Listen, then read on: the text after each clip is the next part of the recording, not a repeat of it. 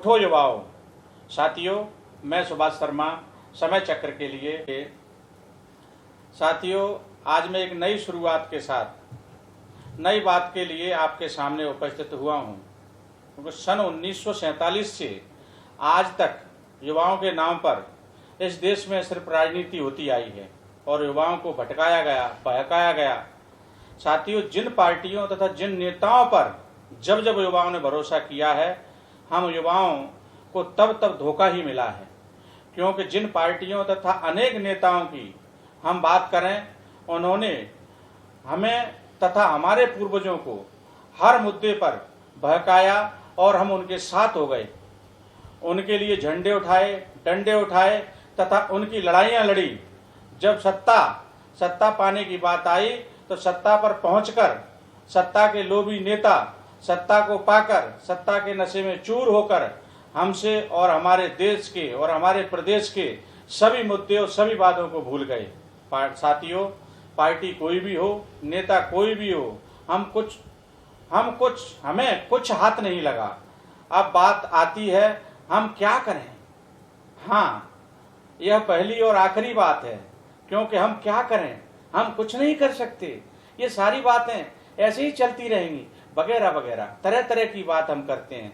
हम क्या करें। साथियों, यदि यही सोचकर स्वामी विवेकानंद घर बैठ गए होते, स्वामी विवेकानंद यदि घर बैठ गए होते तो आज दुनिया में न भारत का नाम ऊंचा हुआ होता और न स्वामी विवेकानंद अमर हुए होते।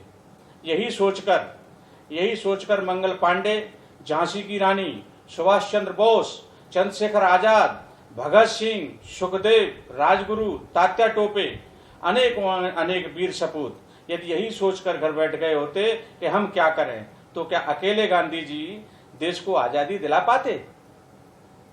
युवा वीर सपूतों का नाम आज तब तक सब नहीं जानते, जिन्होंने देश को आजादी दिलाने में महती भूमिका निभाई, अपना बलिदान दिया। हम छोटी छोटी बातों को लेकर एक दूसरे से लड़ने लगते हैं और कुछ न कुछ पाने पर भी यही कहते हैं, कुछ ना हो पाने पर भी यही कहते हैं कि हम क्या करें।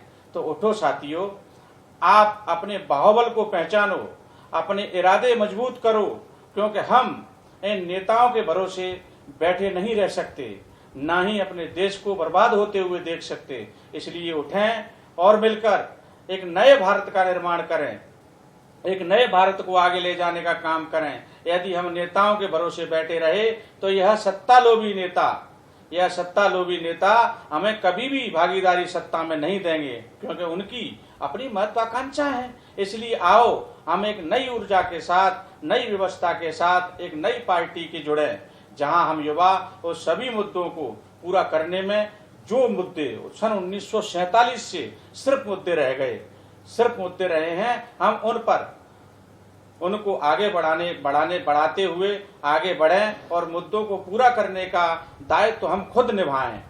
वह मुद्दे जो कोई नए मुद्दे नहीं हैं, वह हैं पुराने मुद्दे, जिन्हें हम पूरे होते हुए देख ना पाए। जहां हम युवा उन सभी मुद्दों को मिलकर पूरा करेंगे। हमें किसी के पीछे भागने की आवश्यकता नहीं होगी।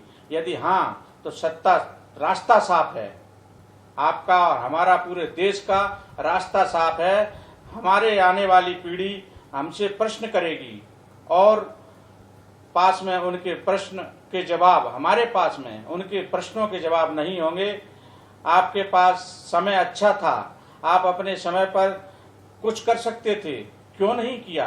तब हमारे पास उनके प्रश्नों के कोई जवाब नहीं होंगे। साथियों, हम देश में 65% युवा हैं जो 18 वर्ष से 40 वर्ष की उम्र के हैं। मैं सभी से आह्वान करता हूं, एक नई पार्टी जो युवाओं के लिए है, जिसका उदय हुआ है, आपके लिए, जी हाँ, सिर्फ आपके लिए, जिसका नाम है, सभी गर्व से ले सकते हैं, उसका नाम है अखंड भारत साम्राज्य पार्टी। जी हाँ, अखंड भारत साम्राज्य पार्टी का जन्म युवाओं के लिए ही उदय हुआ है। इस पार्टी का उद्देश्य युवाओं के लिए, क्योंकि इस पार्टी से जुड़ने के लिए इसलिए आह्वान कर रहा हूं, वैसे आह्वान नहीं करता। इस पार्टी से जुड़ने के लिए इसलिए आह्वान किया है कि इसके संस्थापक सदस्य सभी संस्थापक सदस्य कभी चुनाव नहीं लड़ेंगे, वही सत्ता में भागीदारी करेंगे, ना ही सत्ता में भागीदारी करेंगे। संस्थापक सदस्य हम युवाओं को सत्ता में लाने का, सत्ता में भागीदारी बनाने का और आगे बढ़ाने का मौका देंगे। हम युवाओं के साथ पास यह बताने का और यह समय है, यह मौका है कि हम 65% युवा मात्र झंडा और डंडा उठाने के लिए नहीं बल्कि सत्ता चलाने के लिए हैं। इसलिए सिर्फ एक बार फिर आह्वान करता हूं, मैं फिर आह्वान करता हूं कि आप अपनी ताकत को पहचानें, आगे बढ़ें। जय हिंद, जय भारत, भारत माता की जय।